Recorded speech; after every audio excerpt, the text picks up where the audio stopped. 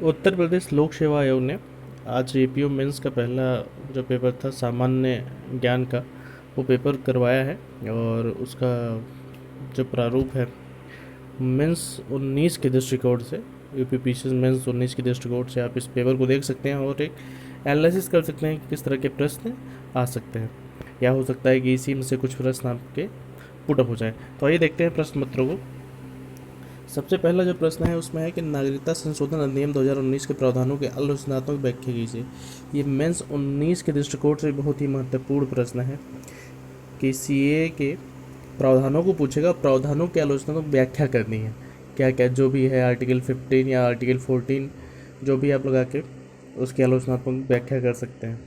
फिर दूसरा जो प्रश्न है कि भारतीय संविधान के अनुच्छेद 35 का क्या तात्पर्य है, इसको 5 अगस्त 2019 को क्यों समाप्त कर दिया गया, इसके समापन का जम्मू कश्मीर पर क्या प्रभाव पड़ेगा। तो जो भी सारी चीज़ें ये बड़े अगर आपने उस समय के न्यूज़पेपर्स को पढ़ा होगा या मैगजीन से अगर रिलेट किया होगा तो इन सब प्रश्नों को बहुत आराम से आप कर सकेंगे। ठीक है, फिर देखिए कि भारत नेपाल सीमा विवाद क्या है, इस विवाद का भारत नेपाल सामाजिक आर्थिक राजनीतिक संबंधों पर क्या प्रभाव पड़ेगा। बहुत ही एक कहा जा सकता है कि आप अपने सामान्य समझ से इस प्रश्नों को कर सकते हैं। ठीक है, अब देखिए कि सामरिक भागीदारी के मद्देनज़र, अगला क्वेश्चन, सामरिक भागीदारी के मद्देनज़र भारत फ्रांस संबंधों का वर्णन कीजिए। आईआर का क्वेश्चन है। नेक्स्ट क्वेश्चन है कि नए लागू किए औद्योगिक संबंध कोड बिल 2019 के निहितार्थों के बारे में संक्षेप में चर्चा चर्चा कीजिए। 200 शब्द सीमा में लिखना है इसको। फिर गिग इकोनॉमी पूछा है, गिग इकोनॉमी के लाभों के एवं चुनौतियों का वर्णन कीजिए। क्या भारतीय अर्थव्यवस्था इस ओर बढ़ रही है। तो ये सारी चीज़ें आप अगर इसके बारे में जानते हैं तो बहुत सारे नहीं, 200 शब्दों में 5-6 तथ्यों को आप इसमें रख सकते हैं। फिर एआई के बारे में पूछ दिया, बहुत महत्वपूर्ण भी था और बहुत प्रतीक्षित भी क्वेश्चन था, क्योंकि ये उत्तर प्रदेश मेंस के 2018 के लिए बहुत प्रोबेबिलिटी थी आने की, लेकिन आया नहीं। फिलहाल हो सकता है कि यूपीपीसीएस मेंस 2019 में इससे संबंधित कोई क्वेश्चन आपसे पूछा जा सकता है कि आर्टिफिशियल इंटेलिजेंस को परिभाषित कीजिए और इसके उपयोग में निहित नैतिक मुद्दों पर चर्चा कीजिए। ठीक है दोस्तों,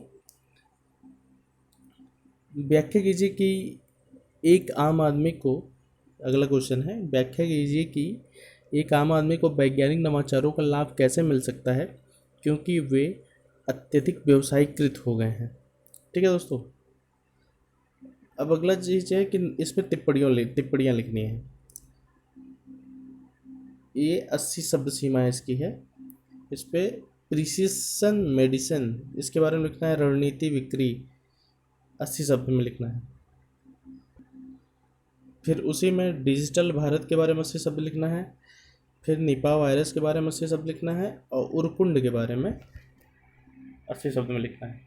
अब फिर संक्षिप्त टिप्पणियाँ, अगला जो प्रारूप है संक्षिप्त टिप्पणियाँ। हालांकि यूपीपीसीएस मेंस 2019 में इतने शब्द सीमा में आपसे प्रश्न नहीं पूछे जाएंगे।